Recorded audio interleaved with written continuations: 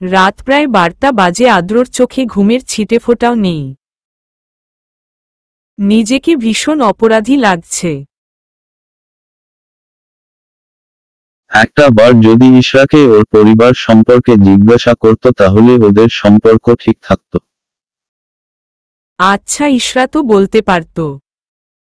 পরক্ষণে ভাবল মেয়েরা কখনোই বাপের বাড়িকে নিচু করে না, তাদের দুর্বলতা শেয়ার করে না। আর ইশরা কখনোই আগ বাড়িয়ে বলবে না, এটা স্বাভাবিক ওর ক্ষেত্রে। আমার শ্বশুরবাড়ি সম্পর্কে ওর কাছে জিজ্ঞাসা করা উচিত ছিল। জিজ্ঞাসা বাকি করব, কখনো সেরকমভাবে প্রসঙ্গ আসেনি। সেদিন ফুচকা খাওয়ার জন্য না বকলে ইশরা শ্বশুর শাশুড়ির প্রেম কাহিনীও বলত না, আর আমিও জানতে পারতাম না। কখনো আগ্রহ জাগেনি ওর ফ্যামিলি সম্পর্কে জানার। কথাগুলো ভাবছিল আদ্র। হঠাৎ করে ওর মনে আসে, ইশরা অভ্র মাকে মামুনি থেকে আন্টি কেন ডাকে? আর সেই ভিডিও? মনের মাঝে কেমন যেন খচখচ করতে লাগল। ঘড়ির দিকে তাকালো। আচ্ছা, এত রাতে অভ্রকে ফোন দিলে কি ও খুব বেশি বিরক্তবোধ করবে? করবে, আমার জানা উচিত। এই প্রশ্ন আমি ইশরাকে করব না। ও যেহেতু জানে না আমি ওর ফ্যামিলি সম্পর্কে জানি, ওকে আর জানানোর প্রয়োজন নেই। 7:05 ভাবতে ভাবতে অভ্রকে ফোন দিল।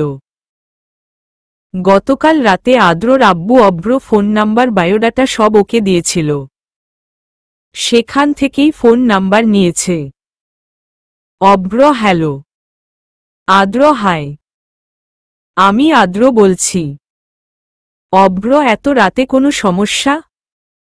আদ্র সরি এত রাতে ডিস্টার্ব করার জন্য। অভ্র ডিস্টার্ব ফিল করছি না চৌধুরী, ঘুমালে ডিস্টার্ব ফিল করতাম। আদ্র এত রাতে হয়েছে, তুমি ঘুমাওনি? অভ্র ডিউটিতে আছি। আদ্র ওহ। অভ্র এত রাতে ফোন দেওয়ার কারণ কি? আদ্র তোমায় একটা ভিডিও দিচ্ছি, তুমি দেখে আমার প্রশ্নগুলোর জবাব দিবে প্লিজ। অভ্র শালাবাবু হলে অনুরোধ করতে পারতেন, কিন্তু আপনি আমার বড়, তাই ওটা অনুরোধ না আদেশ হবে। আপনি ভিডিও পাঠিয়ে দিন। আদ্র সেদিনের ভিডিও অভ্রকে সেন্ড করল। কিছুক্ষণ পরে আদ্রকে অভ্র ফোন দিল। অভ্র দেখলাম, এবার বলুন আপনি কি জানতে চান? আদ্র ভিডিওতে তোমার মা ইশরাকে বউ করার কথা বলছিল। তোমার আর ইশরার বিয়ে নিয়ে কি কখনো কথা হয়েছিল বা এরকম কিছু? আর ইশরা সেদিন বাসায় ছিল না, তুমি যদি বুঝিয়ে বলতে উপকার হতো। অভ্র আমি আপনাকে বুঝিয়ে বলছি। মা অবস্থা খুব ক্রিটিক্যাল ছিল আর মামি অসুস্থ ছিল, আমি একাতাও ছেলে মানুষ, তাই ইশরাকে ফোন দিয়ে বলেছিলাম। আর ইশরাকে আনতে গাড়ি পাঠিয়েছিলাম, আপনি ঘুমেছিলেন তাই আপনাকে জাগায়নি। আসার সময় ফোন নিয়ে আসতে ভুলে যায়। আপনারা সবাই টেনশন করবেন ভেবে আমি আপনাকে মেসেজ করি। ওটা ইশরা করেনি, আমি করেছি। আদ্র তাই তো বলি, ইশরা কখনো আমায় তুমি করে বলে না। আর মেসেজে তো ছিল লুতুপুতু। অভ্র শরীর কাঁপিয়ে হাসল। সেটা ফোনের এপাশে থেকে আদ্র বুঝতে পারছে। অভ্র সত্যি কথা বলতে চৌধুরী, আমার মা কখনো আদ্রতার মতো মেয়েকে আমার বউ হিসেবে চায়নি। জানি আপনার বোন শুনতে আপনার ভালো লাগছে না। মা চাইতো ইশরার মতো মেয়ে আমার বউ হবে, যে নিজের জন্য না অন্যের জন্য ভাববে, অন্যের সুখের জন্য আত্মত্যাগ করবে। ইশরার কথায় মা আদ্রতাকে হাসি মুখে মেনে নিয়েছে। আমার আর ইশরার বিয়ে নিয়ে কখনোই বিয়ে নিয়ে কথা হয়নি। আর হবে কি করে, আমরা তো ভাইবোন ছিলাম। আদ্র অভ্র তোমার মাকে ইশরা মামুনি থেকে আন্টি বলে কেন? অভ্র একটা দীর্ঘশ্বাস ফেলল। অভ্র ঈশানের মৃত্যুর পর মা নিজেকে দোষী ভাবতে শুরু করে। কিন্তু মামা মামি ইশরা মিশরা আপু কখনোই এমনটা ভাবত না। পরে মা আমাকে নিয়ে সে বাসা থেকে অন্য বাসায় শিফট করে। সে বাসায় থাকেনি। আর এটা সবার মনে দাগ কাটলেও গভীরভাবে দাগ কাটে ইশরার মনে। সেদিনের পর থেকে ইশরার কাছে মা মামুনি থেকে আন্টি হয়ে যায়। বড্ড অভিমানী ইশরা, কিন্তু কাউকে নিজের অভিমান বুঝতে দেয় না। আদ্র, আমি তো ওকে অনেক কষ্ট দিয়ে ফেলেছি। অভ্র স্বামী আপনি। কষ্ট দূর করার এর চেয়ে ভালো সম্পর্ক বোধহয় হয় না। আদ্র, আমি যাচ্ছি, বাই। অভ্র, এত রাতে যাওয়ার দরকার নেই, আগামীকাল দেখা করেন। আদ্র, উহুম, আমি এখনই যাব। আদ্র ফোন কেটে দিল। অভ্র ভালো লাগছে, কারণ আদ্রর কথা শুনে বেশ বুঝতে পারছে আদ্র ইশরাকে ঠিক কতটা ভালোবাসে। এতদিন অনেক কষ্ট পেয়েছে ইশরা। এবার যদি আদ্রর ভালোবাসা ওর দুঃখের সময়গুলো মুছে দিতে পারে তাতে মন্দ কি? আদ্র ইশরাদের বাসার নিচে দাঁড়িয়ে আছে। ইশরার বেলকনির দরজা বন্ধ। নিঃসন্দেহে বলা যায় ইশরার রুমে যাওয়ার এই পদ্ধতির ফলাফল শূন্য। কি করবে? কিছুক্ষণ ভেবে ইশরার আম্মুকে ফোন দিল। আদ্র জানি বেহায়া ভাববে, কিন্তু ইশরার আম্মু কি জানে আমি তার মেয়ের জন্য অনেক আগে থেকেই বেহায়া। আর যাই হোক না, ইশরাকে পেতে গেলে আমাকে বেহায়া হতে হবে। ইশরার আম্মু। হ্যালো আদ্র। হ্যালো আম্মু। ইশরার আম্মু। হ্যাঁ আদ্র, বলো। এত রাতে বাবা, কোনো সমস্যা? আদ্র, সমস্যা আম্মু, তোমার মেয়ে। ইশরার আম্মু। কি করেছে ইশরা? আদ্র আম্মু, ইশরা আমাকে আসতে বলেছে। এখন ফোন দিচ্ছি, ফোন তুলছে না। ইশরার আম্মু। সে কি, তুমি এখন কোথায়? আদ্র আম্মু, আমি বাসার নিচে দাঁড়িয়ে আছি। ইশরার আম্মু। মেয়েটাও না, এত রাতে কেউ কাউকে আসতে বলে? বাবা তুমি দাঁড়াও, আমি আসছি। ইশরার আম্মু এসে দরজা খুলে দিল। আদ্র হেসে ভেতরে ঢুকল। ইশরার আম্মু, তুমি খেয়েছ? আদ্র। হ্যাঁ, খেয়ে এসেছি। আদ্র খায়নি। সত্যটা জানার পর গলা দিয়ে ভাত নামেনি। আদ্র ইশরার রুমে আসতে নিল। পিছন থেকে ইশরার আম্মু বলল, ইশরার আম্মু, আমি খাবার গরম করছি, খেয়ে তারপর যাও। আদ্র, খাবো না আম্মু, আমি খেয়ে এসেছি। ইশরার আম্মু, আমায় দেখতে বোকা মনে হয়? আদ্র মাথা নাড়াল। ইশরার আম্মু, খাবার দিচ্ছি, খেয়ে তারপর রুমে যাও। এ নিয়ে আর একটা কথাও শুনতে চাই না। ইশরার আম্মু বুঝতে পেরেছে আদ্র খায়নি। তার চেয়ে বড় কথা হলো ইশরার আম্মু বুঝতে পেরেছে ইশরা আদ্রকে আসতে বলেনি। কারণ ইশরা আসতে বললে যত রাত হোক না কেন ইশরা অপেক্ষা করত। আর তিনি 11টার দিকে ইশরার রুমে গিয়ে দেখে এসেছিলেন ইশরা ঘুমে। সব মিলিয়ে আদ্র যে মিথ্যে বলছে এটা একটা ছোট শিশুও বুঝতে পারবে। আদ্র আর কিছু বলেনি। খেয়ে তারপর ইশরার রুমে গেল। আদ্র ইশরাকে রুমে পেল না। বেলকনির দরজা বন্ধ। গেল কোথায়? ওয়াশরুমের দরজা খোলার শব্দ পেল। আদ্র বুঝতে পারল ইশরা ওয়াশরুমে ছিল। ইশরাকে দেখে আদ্র একটা ধাক্কা খেল।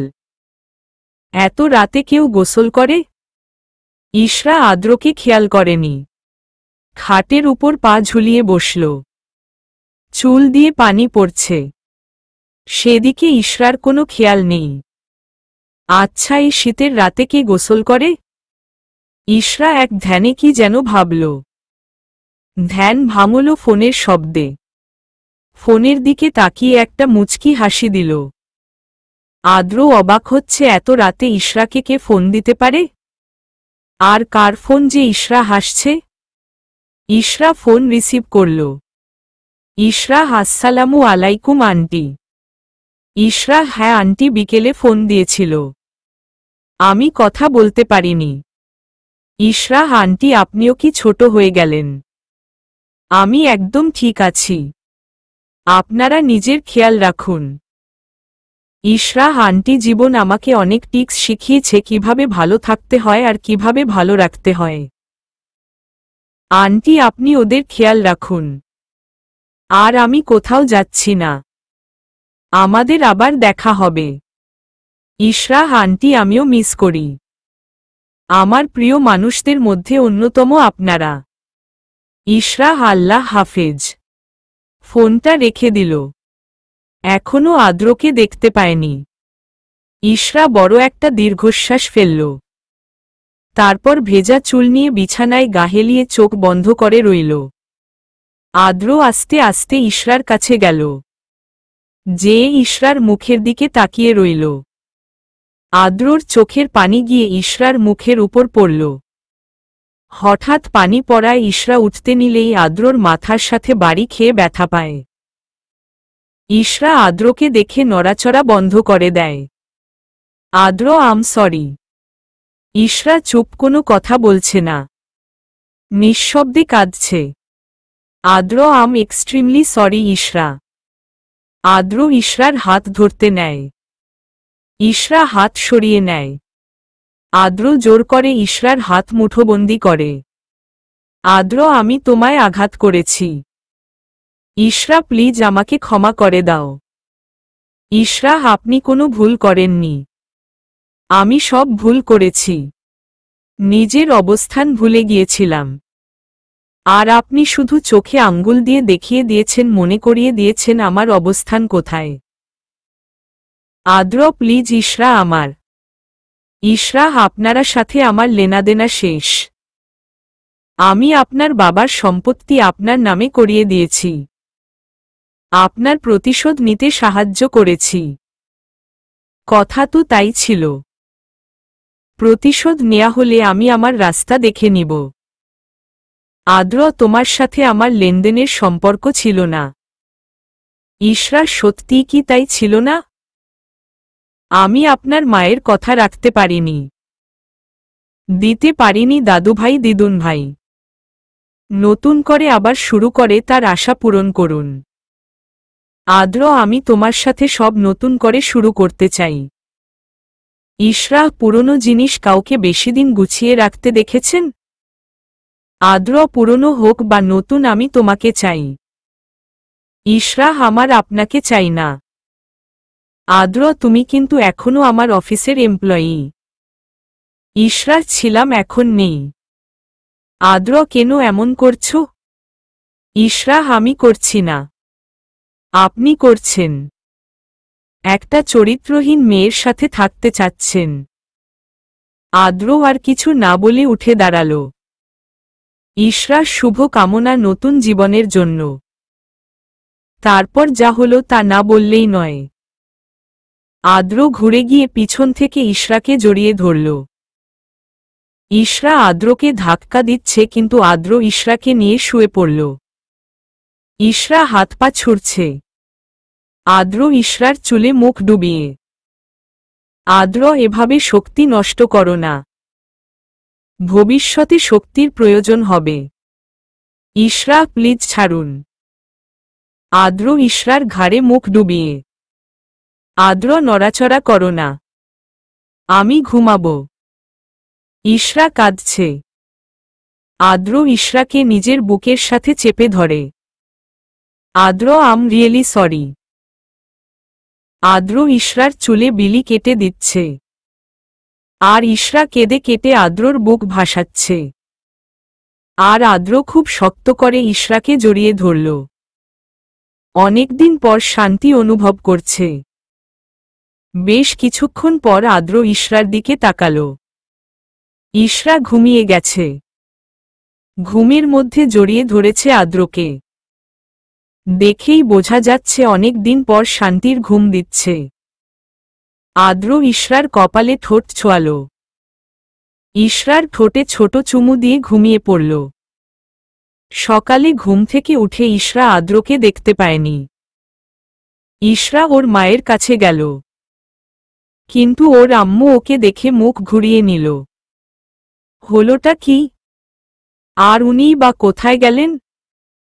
কিছুই বুঝতে পারছে না।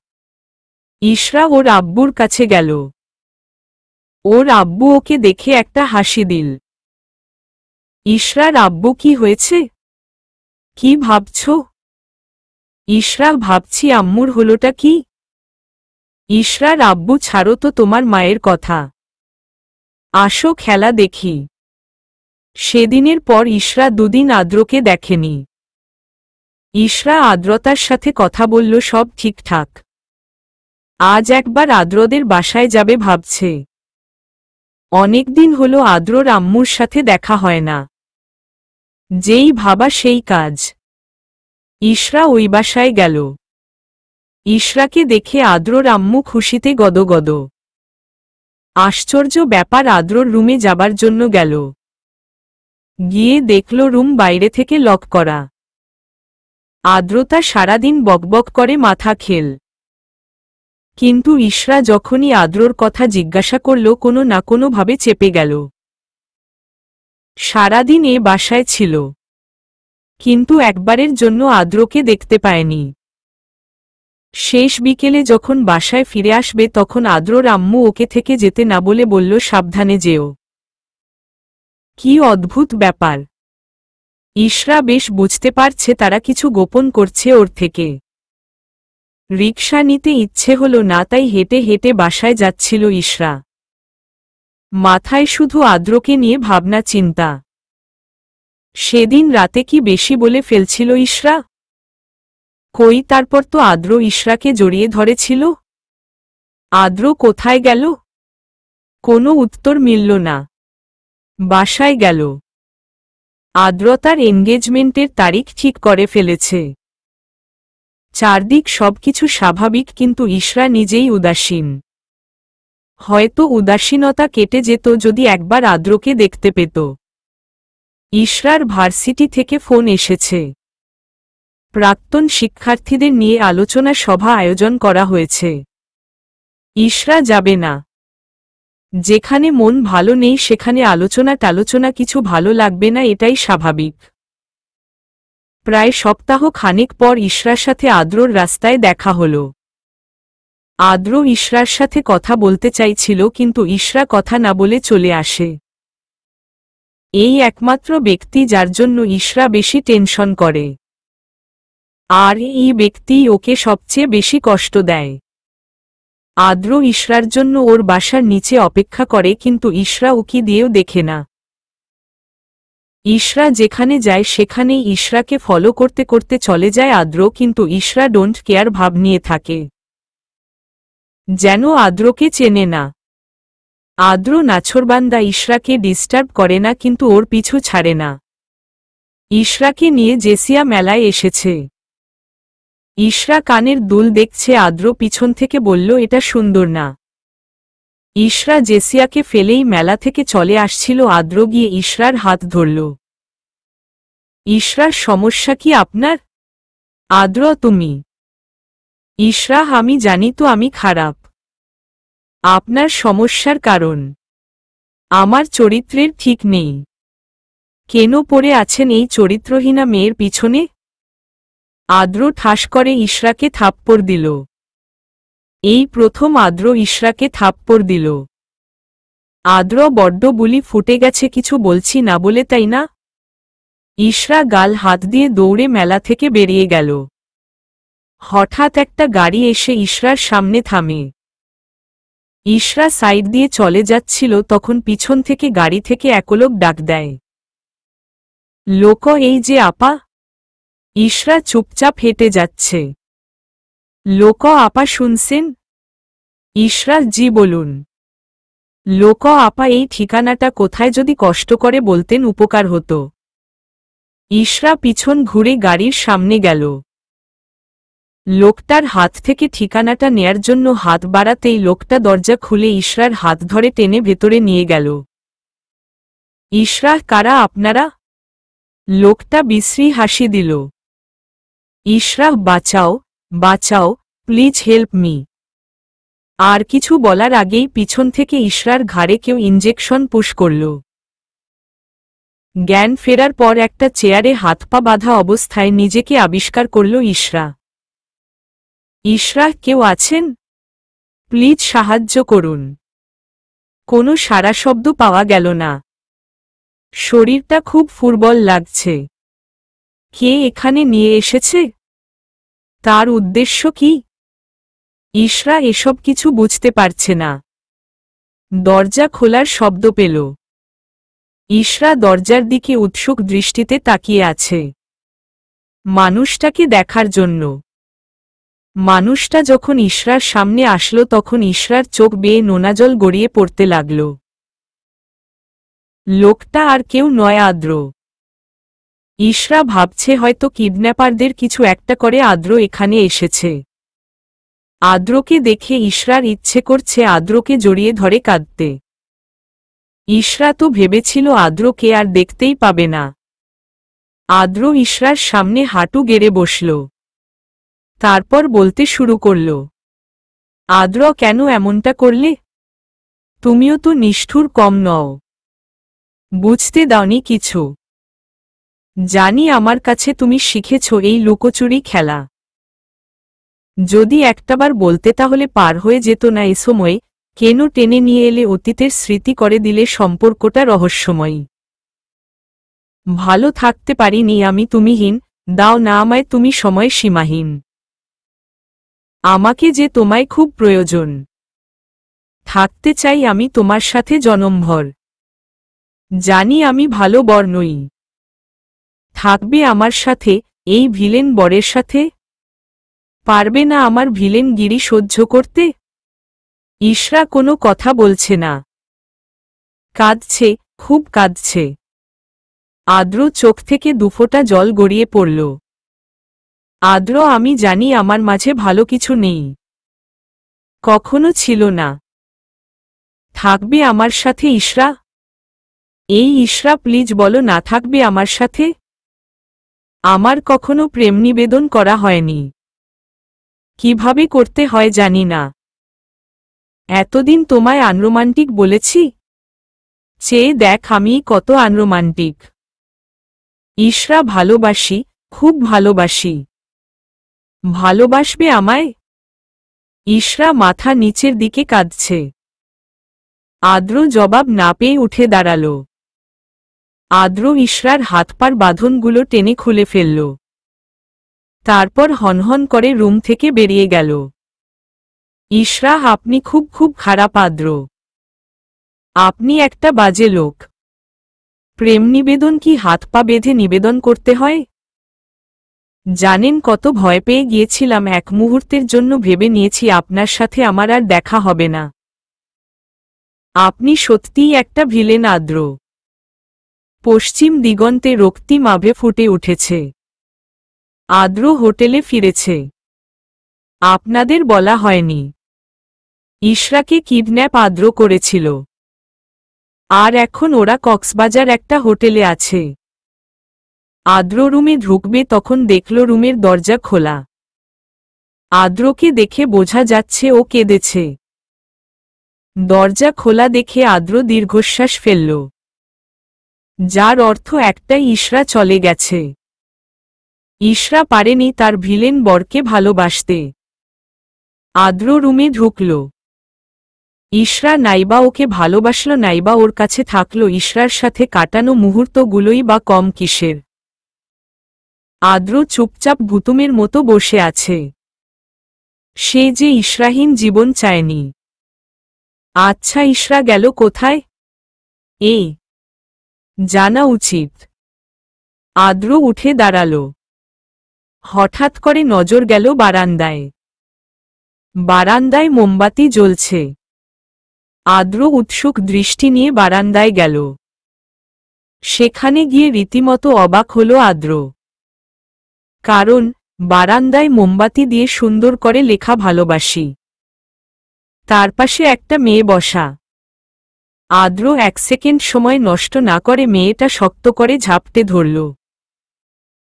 মেয়েটা যে তার অক্সিজেন হয়ে গেছে।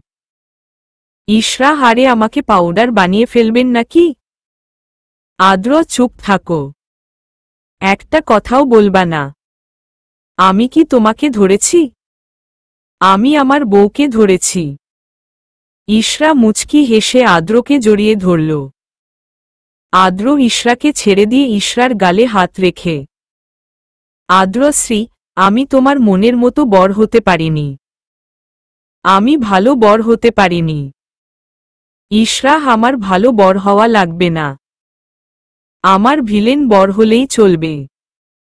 আদ্র ইশরাহ। ইশরাহ হু। আদ্র ভালোবাসি। আমাদের সম্পর্কটাকে ভালোবাসি। তোমার নীরবতাকে ভালোবাসি। ইশরাহ জানি। আদ্র ইশরাহ কোলে তুলে নিল। ইশরাহ, আরে আরে কি করছেন? আদ্র হুসসস। আদ্র ইশরাকে হোটেলের ছাদে নিয়ে গেল।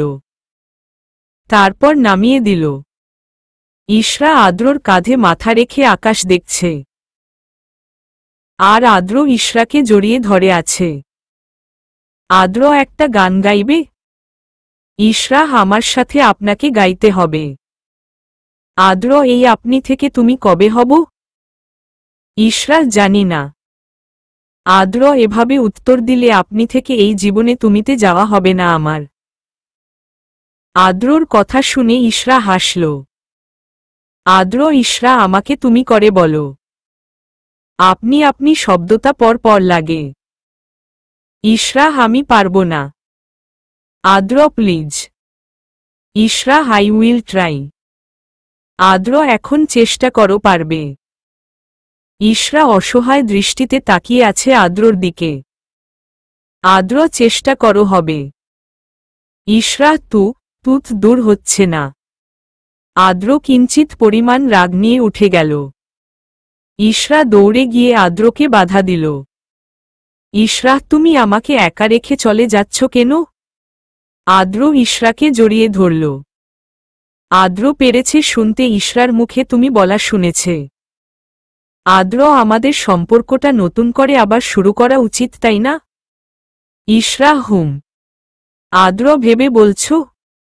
ইশরাহ, এতে ভাবাভাবির কি আছে? আদ্র, বারে মনে নেই তোমার? তুমি আমাকে নতুন জীবন শুরু করতে বললে। আম্মুর আশা পূরণ করার জন্য বিয়ে করে দাদা ভাই দিদুন ভাই আনতে বললে। এখন সেগুলো করতে হবে না। ইশরাহ, যা ফাজিল। ইশরা দৌড়ে নিচে নেমে গেল। আদ্র, দেখব আজ তোমাকে কে বাঁচায়। চিল্লিয়া। আদ্র মুচকি মুচকি হাসছে। এতদিন কম কষ্ট তো আর সহ্য করতে হয়নি। আদ্র রুমে গেল। আদ্রর ফোনে অভ্র একটা মেসেজ এলো। বিছানার ওপর পাঞ্জাবি রাখা আছে, রেডি হয়ে লেফট কর্নারের রুমে চলে এসো। আদ্র মুচকি হাসল। ইশরার কিডন্যাপিংয়ে স্বার্থহীনভাবে সাহায্য করেছে অভ্র। অভ্র না থাকলে পুরো প্ল্যানটা হয়তো এত গোছানো এবং সুন্দর হতো না। আদ্র বিছানার ওপর থেকে পাঞ্জাবিটা নিল।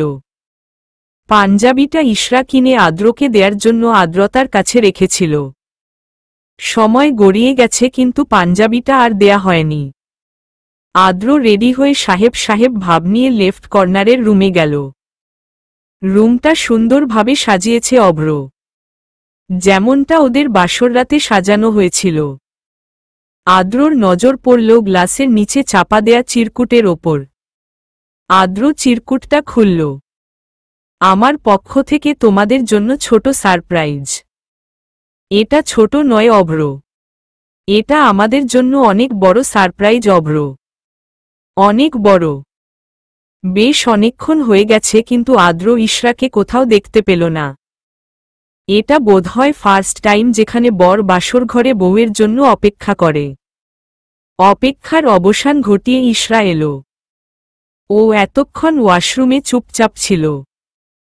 ইশরাকে দেখে আদ্রর দম বন্ধ হবার উপক্রম হল, কারণ ইশরা কোনো বেনারসি পরেনি। আদ্রর ঢিলাঢালা একটা শার্ট পরেছে, উইথআউট জিন্স। ইশরার অনেক দিনের ইচ্ছে ছিল ওর বরের শার্ট পরবে, এটা আদ্র জানত। কিন্তু আদ্র জানত না যে আজই ওর ইচ্ছা পূরণ করবে। আদ্র, এখন আমায় কে বাঁচাবে? মেরে ফেলার প্ল্যান করেছ নাকি?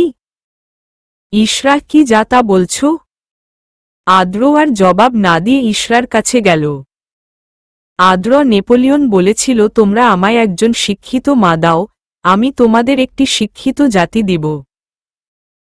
ইশরা, আমি তোমাকে বলছি, তুমি আমাকে একটা সুন্দর রাত দাও, আমি তোমাকে সুন্দর এক ফুটফুটে সন্তান দিব। ইশরা দিবে তো? বিনিময়ে ইশরা একটা মিষ্টি হাসি দিল। আদ্র মনে হল ওর জবাব পেয়ে গেছে।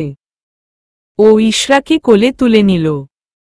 আদ্র, ইশরা, জানো আমাদের সম্পর্কের ভিত্তি কি হবে? ইশরা, ভালোবাসা, ভালোবাসা এবং ভালোবাসা। অতঃপর ওদের অপেক্ষার প্রহর শেষ হল। এতদিনের মানবিমান পাল্লা শেষ হল। দুজনেই সম্পর্কের নতুন গণ্ডিতে পা দিল, যেখানে শুধুই ভালোবাসা, ভালোবাসা এবং ভালোবাসা। সমাপ্ত।